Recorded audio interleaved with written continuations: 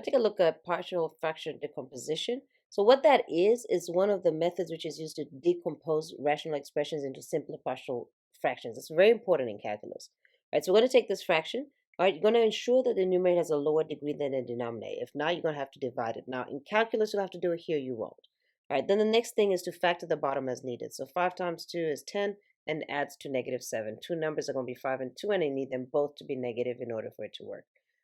Since a was greater than 1, you got to divide those answers by 5, which is a. That's going to give you -1 and -2/5. All right, so that breaks down to x minus 1, and you always take the 5 to the front, so 5x minus 2. All right, so we're going to make this into two separate fractions with the denominator. So you're just going to replace it with a, and then the first fraction, plus b, and then the second fraction. So that we're just going to make it into partial fractions.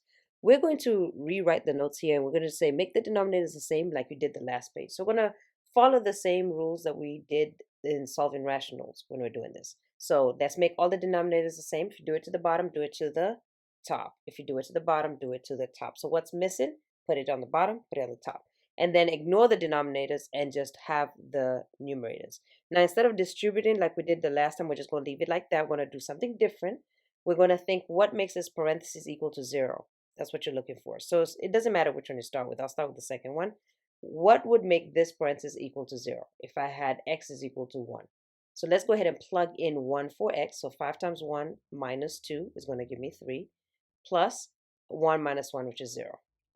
Okay, so you're going to have, that's 0. So you got 9 is 3a. Divide both sides by 3. You're going to get a is equal to 3. And we're going to repeat the same process for the other one.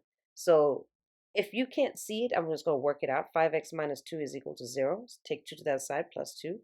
Then now you're going to divide both sides by 5. So you're going to look at x is equal to 2 over 5 in order for that to cancel. So we're going to write 9. Well, x is equal to 2 over 5. So that's going to be 2 over 5 times 5 minus 2. And you can just put that in a calculator, and you're going to see that you're going to get 0. Plus 2 over 5 minus 1. All right, and again, put that in the calculator. In fact, I'll do it in decimals instead of fractions. So that's going to give me 9 is equal to negative 0.6b in a calculator. Divide both sides by negative 0.6 to get b by itself. So b is equal to negative 15. Now I've got my a and b. Now I'm going to put it back in my fraction. So remember, it was a over x minus 1. So a is 3, so over x minus 1. And then plus b, so b is minus 15 over 5x minus 2. So this is the same fraction as that original one, but in two separate simpler fractions. All right, so let's do another example. So same thing, make sure the numerator power is greater than the denominator. Factor the bottom, so two numbers that multiply to -4 and -3. Those are going to be -4 and 1. And then divide by a, which is 2.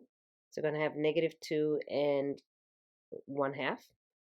So we're going to write this out again, remember, in two separate fractions. So a over the first one, and then plus b over the second one. So the first one's x minus 2. The second one, remember, bring the 2 to the front and then write it as normal. So first step, make them all denominators the same. So on x minus 2, I'm missing 2x plus 1. If I do it to the bottom, do it to the top. On 2x plus 1, I'm missing x minus 2. If I do it to the bottom, do it to the top. And then ignore all the denominators and solve just the numerator like you did the last time. So it's going to be on the left, 3x plus 4 equals, and instead of distributing, we're just going to leave it in parentheses. So it's going to be a 2x plus 1 plus b x minus 2. And this time what we want to say is, how do I make those parentheses equal to 0? So pick one. I'm pick the easiest one. If I say x is equal to 2, that's going to be 0. So let me look at it. Separate my page so I can do, because I'm doing the same thing on both. So 3 times 2 plus 4 is 10. 2 times 2 plus 1 is 5. And then 2 minus 2 is 0. So I'm going to have 10 is equal to 5a. Divide both sides by 5. A is equal to 2. Same thing for b. This time it's going to be a fraction. If you can't recognize a fraction by now, if you don't know it's -1/2, you can just solve it. So 2x plus 1 is equal to 0. Take the 1 to the other side, is -1. Divide both sides by 2, you're going to get -1/2. All right, so now we're going to say x is equal to -1/2 and replace it with that. So I'm going to get 3 times -1/2 plus 4, and in a calculator, that's going to give you 2.5. So I'll just work with decimals. Equals 2 times negative a half plus 1 is going to give me 0. Negative a half minus 2 is going to give me negative 2.5b. So that's 2.5 equals negative 2.5b. Divide both sides by negative 2.5, and you're going to get negative 1.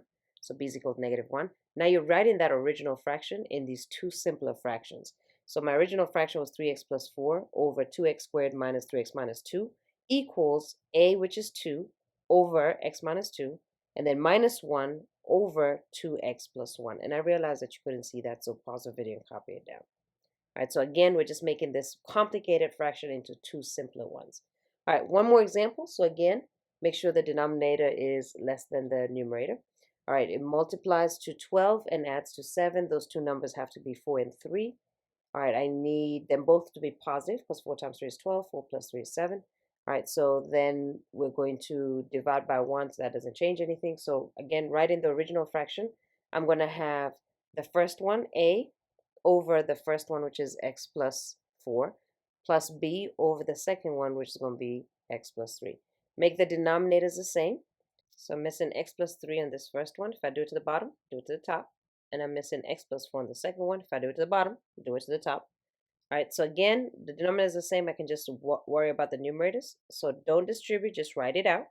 And now what we're going to do is plug in numbers. So let's start with a. I'm going to plug in negative 3 to get that to equal 0. So it's going to be negative 4 equals negative 3 plus 3, which is 0a, negative 3 plus 4, which is positive 1. So b is equal to negative 4 because I don't have to divide.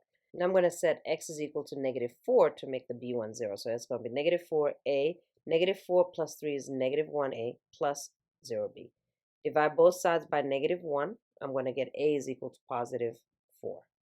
All right, so now I've got it, and I just need to copy it down. So copy the original down, negative 4 over x squared plus 7x plus 12 equals the two separate ones. So a, which is negative 4 over x plus 4, and then the b1, negative 4 over x plus 3. And that's how you decompose a rational function. Let's practice.